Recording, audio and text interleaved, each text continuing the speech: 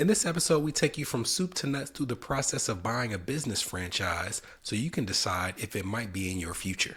Let's get started. Let's get some money. From New Money, New Problems, it's the New Money, New Problems podcast, a show for successful professionals searching for the tools they need to navigate financial opportunities and obstacles they've never seen. Negotiating compensation, purchasing your first investment property, helping your family with money, the highs and lows of entrepreneurship. New Money brings new problems that require new solutions. Join us as we work through them together. I'm Brenton Harrison, and this is the New Money, New Problems podcast. Hello, this is Brenton Harrison of New Money, New Problems, and your host of the New Money, New Problems podcast. I hope that you all have had a good week. Before we hop into this week's episode, I wanted to give you a couple of announcements for live or upcoming events that you can attend. Starting next Friday, February 28th, we are going to be joining our friend Brittany Cole for her Advancing Black Professionals Network live event at the Hilton Garden Inn, West End in Nashville. So this is a live event in person. If you're in town or in the area and want to attend, we'll put the link to register for that event in the show notes. And then the following week, we are going to do a joint webinar with our friend Jennifer Williams, estate planning attorney over at Cedar Council, called Is Your House in Order? We're going to be going through the elements of an estate plan, how to establish one, why it's so important, and then how to make sure that you're coordinating between your estate planning attorney, your financial advisor, your CPA, to make sure that once the documents are completed, that you take the following steps necessary to ensure that that plan is actually carried out in the way that you want it to upon your death or your incapacity. So that will be a really good one for you. Put the link to both in the show notes. I will also tell you in the month of March, we have a bunch of events coming up where we'll either be doing keynote presentations that you'll be able to attend virtually or in person. So if you have not already signed up for our email list at newmoneynewproblems.com/subscribe, we'll make sure you have all that information. And now on to this week's episode. This week, I know last week, I said we were going to be having our interview with Lane Rhodes of Live Oak Bank. We're actually going to push that out a week because before we talk about the financing of a business opportunity, I thought it would be better to talk about like finding the business you want to purchase or buy into beforehand. So we're going to interview Leslie Kuban. Leslie is the owner of a FranNet franchise. FranNet is a franchise brokerage. Leslie's going to talk about more what that means, but a really good wealth of resources and education that I think that you all will enjoy and appreciate. So after I stop talking, the next voice that you hear will be Leslie Kuban of FranNet. Hope you enjoy it. Well, Brenton, thank you for having me. I'm delighted to be here. Well, we're appreciative. And before we even get into like the meat and potatoes, if you could, I didn't want to give your description. If you could give us the 30-second, 60-second, here's who I am, here's what I own and what I do, so our audience will be aware. I'd be happy to. Thank you. Well, the gist of my career has been in what you would call franchise brokerage or franchise consulting. And my firm assists people who usually are first-time entrepreneurs. They've had a corporate career for 10, 15, 20 plus years, and that typically has been good. But at some point in people's careers, they're looking for a change. They're looking to spread their wings and do something new and different and something perhaps in the world of entrepreneurship. But because most folks haven't done this before, they may seek ways of getting into their own business that involve something that already has a level of establishment to it, like a strong franchise offering that has systems and processes, branding, marketing, lead generation already in place. So for that person who's seeking to learn about that world of franchising, that's what we help them explore. First and foremost, we assist that person or that family to assess if they're really ready to go into their own business at this point in time or not. And if so, what would the best franchise opportunities and what industries, what brands in particular that would best align with their particular needs, goals, interests, priorities, talents, income goals, wealth creation goals. So that's a long way of saying that we're matchmakers, Brenton. We help people figure out what type of franchise, what industry, what brand will be best matched to what they're looking to accomplish for themselves. That's a great summary and description. And in our industry, I often, even to the point of annoying people, we'll break down some of those terms and say, even if you're aware, if you are, forgive me, but just in case you are not, there are two terms in what you said that I want to take a little more time to unpack. The first is the term broker. So in the context of how you work with a client, could you explain broker? I'm glad you're asking this because I use the word broker because it's a term that the industry commonly uses for my type of business, but it is different than what a business broker does. So a business broker is a business that their structure is that they are soliciting listings from existing business owners who are selling their business. In my world, when you hear franchise broker or franchise consultant, and it really means the same thing, it's referring to the same type of business, is that our paying clients are franchise companies. At any given time, we're working with several hundred franchise brands that are growing. They have successful franchise owners, and they want more of them. So they're employing my company to serve as kind of a third-party educator, third-party qualifier to talk with, educate with those people who are potential candidates to own franchises so that we are helping the match come together to the best interests of both sides. The franchise brands, the franchisors, they are getting introduced to candidates that fit what they're looking for in terms of talents, financial qualifications, mutual goals.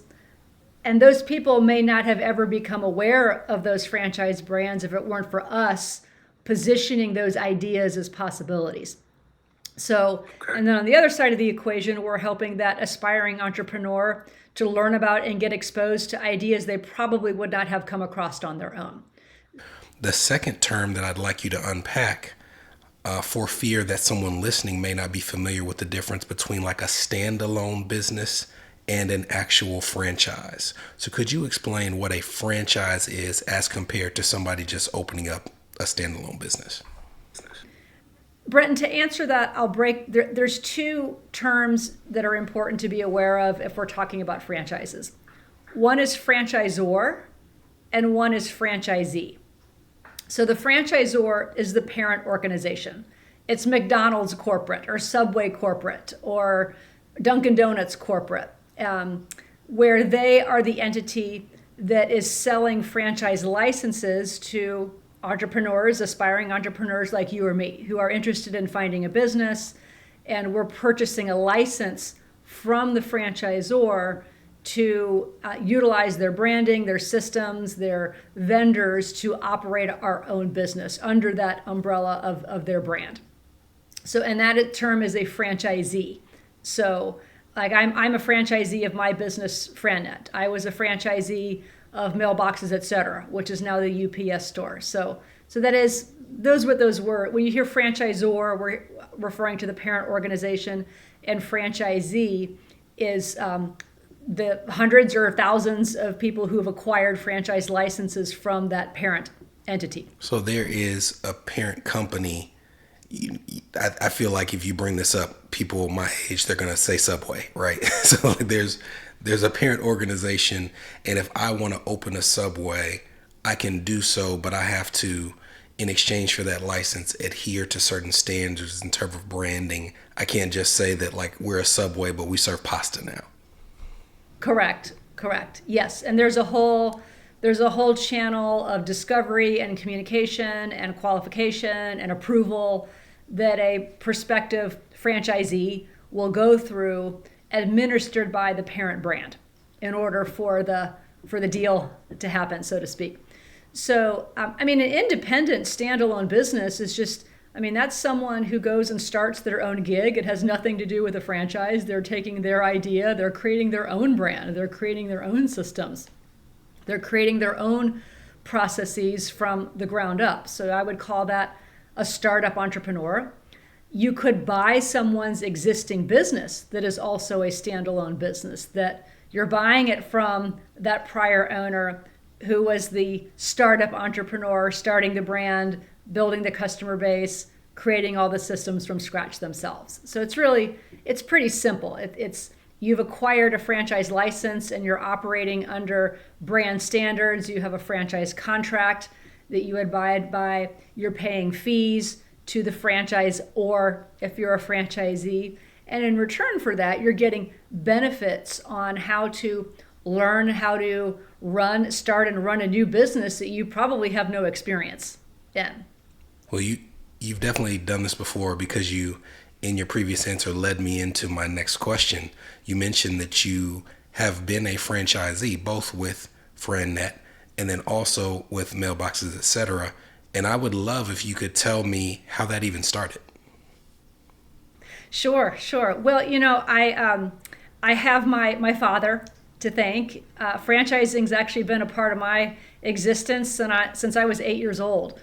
And it's kind of an interesting story. He, like many of our clients today, he was a corporate leader climbing the ladder. He had a executive sales position with 3M. He worked at a big company, and he worked in a certain division that got merged into another division within the company, and that impacted his career path at the company in a way that he didn't like. So that's what triggered him to say, well, I don't want to do this again. I don't want to get caught up in this again. So how can I own my own business? And his research led him to franchising when I was 8 and my brother was 2, and our family never looked back. So I grew up in an environment of family business in franchising, and our family was involved in several brands that were really young at the time. Mailboxes, etc. was one of them.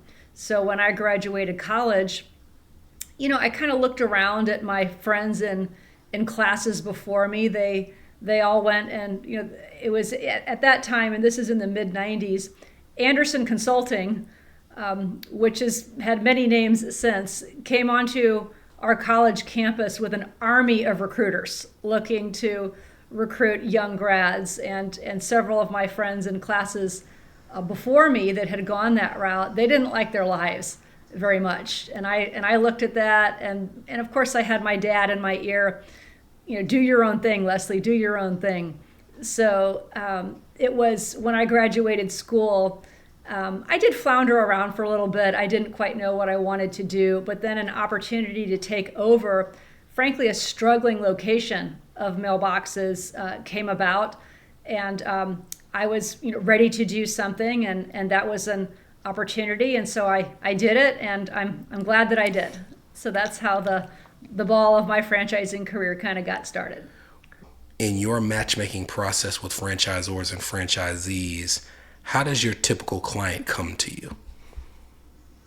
Great question. And I would say, what I described about myself, I am not a typical client.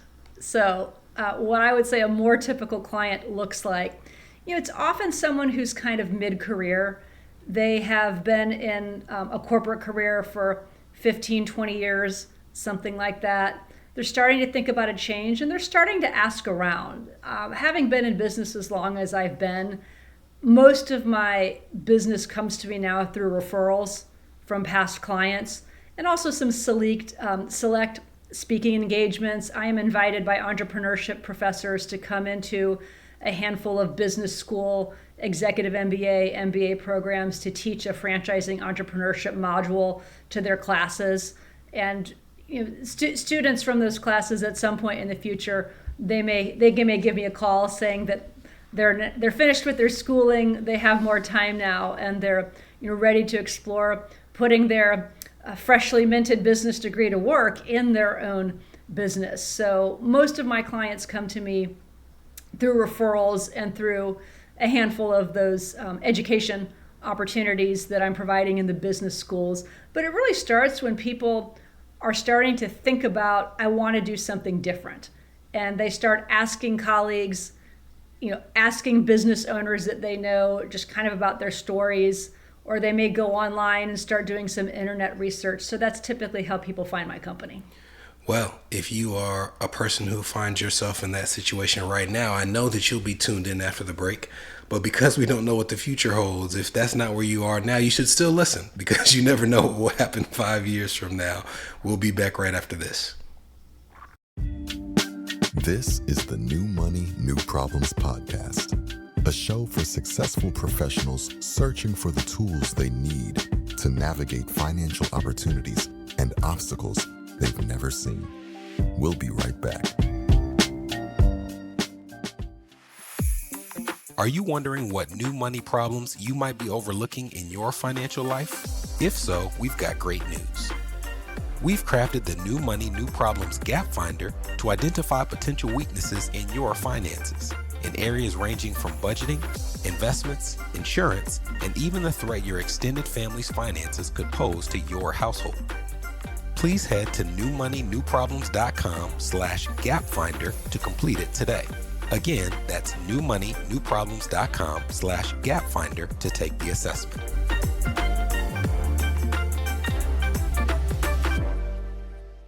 You're listening to the New Money, New Problems podcast. Subscribe now at newmoneynewproblems.com. Welcome back. Welcome back from the break. We are here with Leslie Kuban of FranNet, and she is walking us through the process of becoming a franchisee. Leslie, welcome back. Thank you. Now, we, before the break, talked about how someone comes to you, what phase of life they're in, what phase of thought process. Once they have come to you, how does the process begin?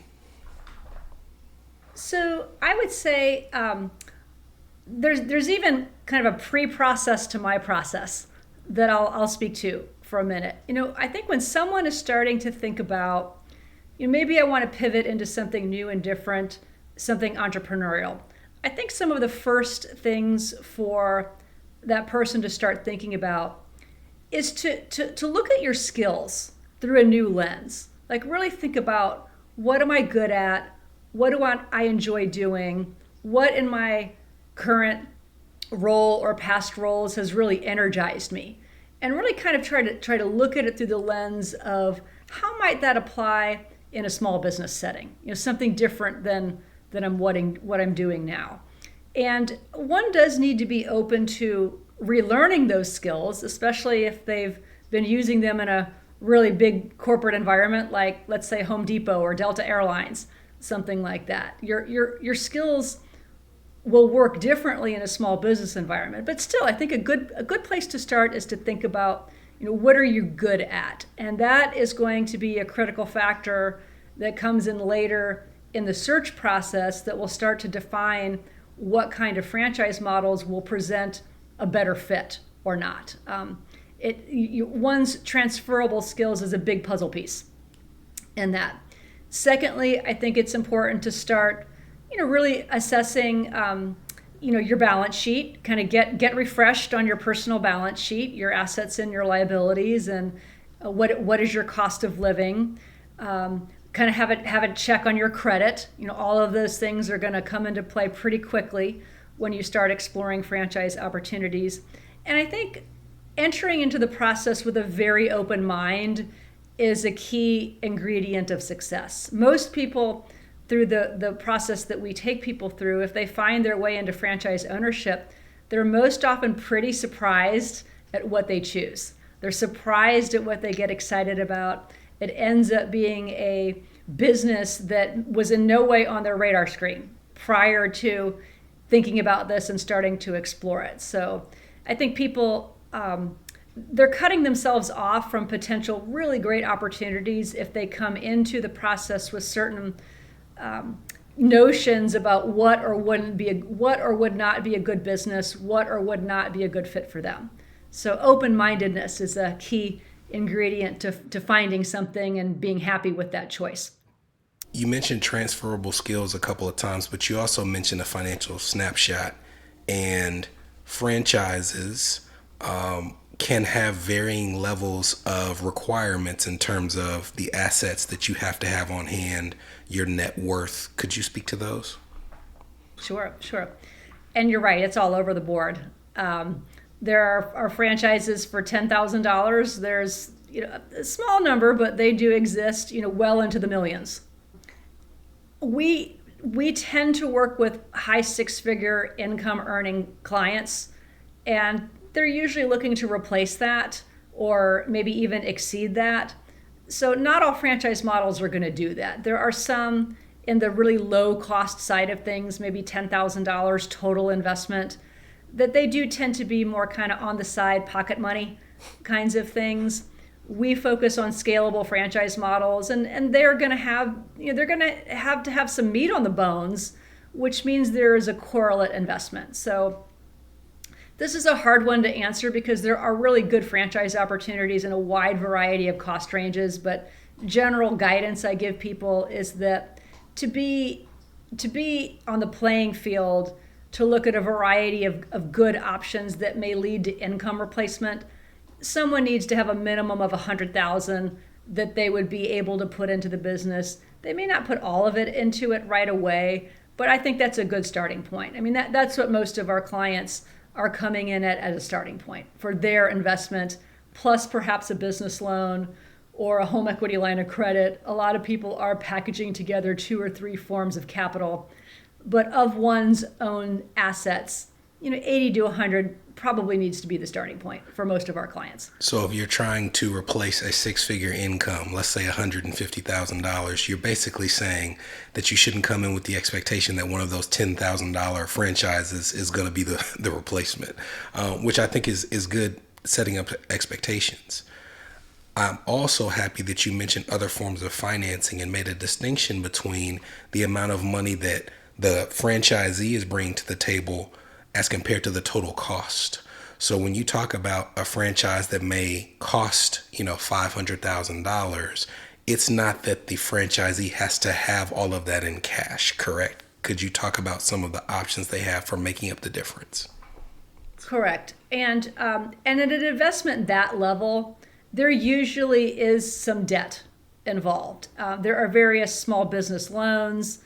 The majority of them, they have different minimums. They have different kind of requirements. I'd say something that I see in common with most small business loans is there's got to be, the bank wants to get paid. So they are looking for borrowers to have good credit. They are looking for borrowers to have a certain level of liquidity. And if the liquidity level is not there, then they may require that there be a W-2 income of a certain level coming into the house in order to satisfy what the bank is looking for in terms of security. So a lot of people do go the small business SBA loan route. Alternatives are home equity lines of credit.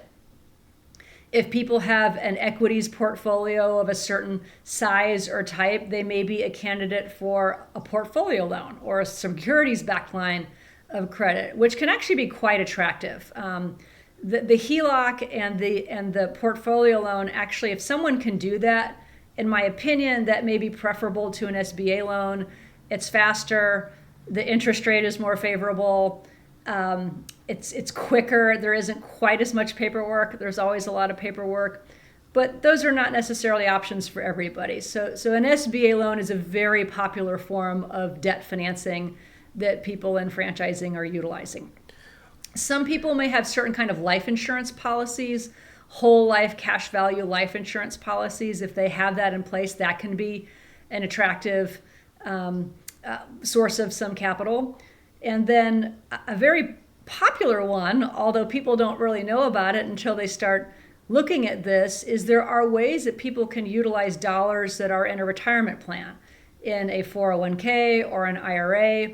It's called a rollover. It has to be structured in a very specific way, and it's something you really want specialists with this form of financing to help you with. It's not something you want to try on your own, but when you're doing it right, you're not triggering taxes, you're not triggering penalties, and it actually can be, what I like about that form of funding is there's not debt against it.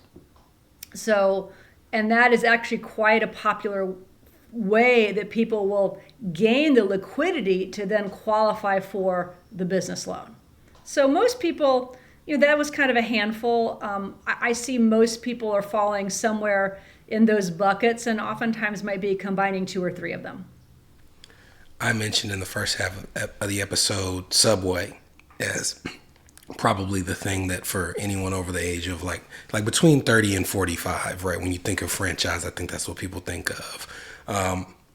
And The food industry, I would imagine, is, even if not Subway, the thing that most people are going to think of with franchises. Could you dispel the myth that that's the only type of franchise and give us an idea of other types that are out there? This is probably when I'm asked to dispel myths, this is probably the number one that comes up all the time. And I understand why that's a very common perception. When we hear franchise, we look around and we see the Subways and the Dunkin' Donuts and the McDonald's. They're very, very visible, very prominent examples of franchising. If you look at the North American market for franchise opportunities, there's around 3,800 different offerings at any given time. And around half of them are in some kind of restaurant, fast food, hotel and lodging kind of field, which, there's often restaurants within the hotels, right? So they're kind of one and the same in a lot of, they're not one and the same, but they're not uninterrelated, let's say. And so that makes up about half of the world of franchising. So that leaves, what are the other almost 2,000 offerings that people can consider? They're largely service industry businesses. So I'll break that down into three kind of general buckets, what I mean by service industries. There is a very large world of home services franchise offerings. So if you're a homeowner, think about all the ways that you spend money to maintain things in your home, to fix things that are not working, to improve or embellish your residence. There are hundreds of great franchises that appeal to these various types of home services markets. And many of them also have a commercial side to their business. And B2B, business to business, would be the second large kind of general category where you'll find a lot of offerings. There are hundreds of franchises that cater exclusively to commercial customers. That could be in IT services, all different types of marketing services, staffing services. It could be commercial property maintenance types of services. So, we do tend to do a lot of business in business services. We work with a lot of corporate professionals that are used to professional business environments, and they can be quite attracted to business services. And then thirdly, this is a big bucket that I would term consumer services or family services. And that could be anything from pet care to elder care, education or enrichment for children, fitness, beauty, these types of services that families and individual consumers are going to utilize every day. So you don't have to be wired for food or be interested in food to have a lot of choices that you can consider in the world of franchising. Let's say that I'm leaving my job and I'm working 50, 60, 70-hour weeks, and I've built this idea in my head that I'm going to own a franchise and I'll be working 10 hours a week. How realistic or unrealistic is it, and what expectations should people have in terms of the workload of owning a franchise? This is a really important topic. I'm glad you're asking about it. So the 10 hours a week thing, that can happen, but down the road, after you have built the business, after you have a strong team and culture in place. That is not going to happen in the early years of your franchise, whether you're starting one from the ground up or you're buying somebody's existing franchise that's already up and running. We do have a good number of clients who they want to own their own business. They want the benefits of entrepreneurship, but they are not in a position to leave their present occupation, or they don't want to. They enjoy what they do. They just want to augment their success in something in the world of entrepreneurship. And I think the reality there is that even part-time, it's 25, 30 hours a week for the first year, maybe 2 years of your ownership of that business. They don't run themselves. Franchises are very customer service-oriented businesses. So you're in the people business. When you own a franchise, you are in the people business, and people are not robots. And I'm really kind of referring more to the staff, the employee side of these businesses. They need leadership, they need attention, they need coaching, they need accolades. You're going to have hiring misfires in the first year of your business. Everybody does, and that's just normal and to be expected. So I would be doing people a disservice if I were to say to you, you can get this thing going and it's going to succeed in 5 or 10 hours a week. So the way that working people make that work is usually it's more than one person. It's often a spousal team, or it's siblings, or it's a parent and adult child, and it's more than one person pitching in for the responsibilities of the business. Or someone just has a really, really high degree of autonomy and flexibility within their day job, that if they, if the emergency call from their manager comes in at 2:00 on a Tuesday, they don't have to answer to someone immediately in that moment. They can take the call from the manager and deal with the problem at their business. So, some people can handle that, some can't. So, but this is a topic that comes up a lot, and we do have a lot of kind of reality check conversations with people so they can assess if they're really in a position to be able to do this or not. So now we've covered kind of a false expectation that people have in a negative way. What would you say is one of the positives of franchise ownership that many people are not aware of? Oh, there's many. How much time do we have? Obviously, I've been doing this for myself and my family for many years. So I think, the way I can sum that up is that franchising provides a way for people to get into their own business and succeed, often for the first time. That if that didn't exist, then there is that pretty large category of people who probably wouldn't do it, because they just don't have the idea.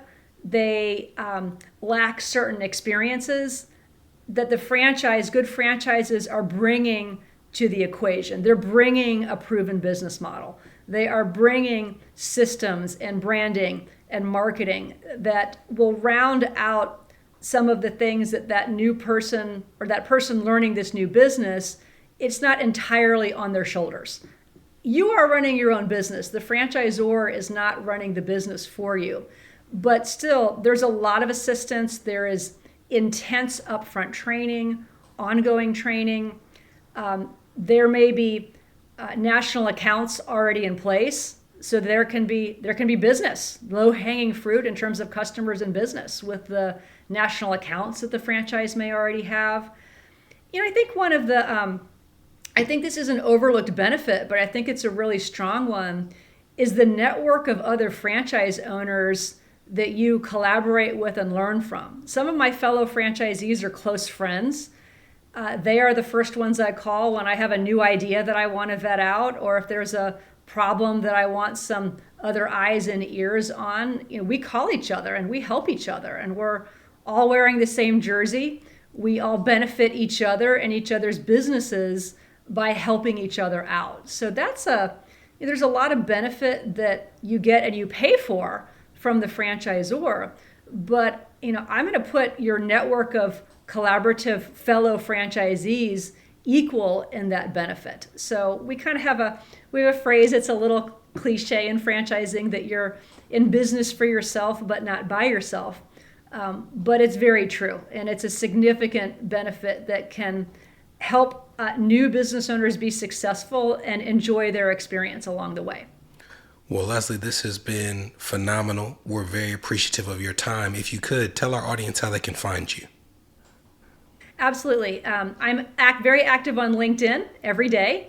So you can find me. I think I'm the only Leslie Kuban with a K out there. So please sync up with me in LinkedIn. I'm pushing a lot of educational content out every week. So that's a good way to connect with me and stay tuned in. Well, we thank you for your time, and we thank you for being a guest on the New Money, New Problems podcast.